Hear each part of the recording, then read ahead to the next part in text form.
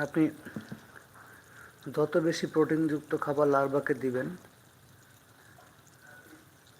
Output production, protein প্রোডাকশনটা তত বেশি হবে।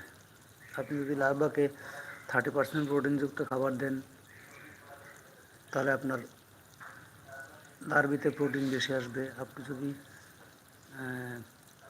সবজি,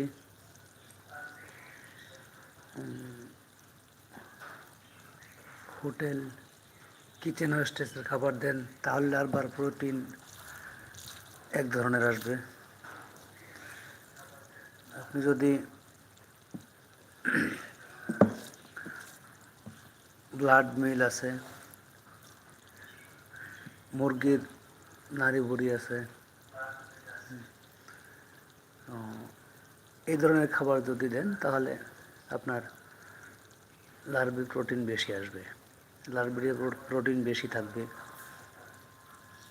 অর্থাৎ আপনি যত বেশি প্রোটিনযুক্ত খাবার লার্ভিকে দিবেন, আপনার আউটপুট প্রোডাকশন প্রোটিন পার্সেন্ট তত বেশি আসবে। তাছাড়া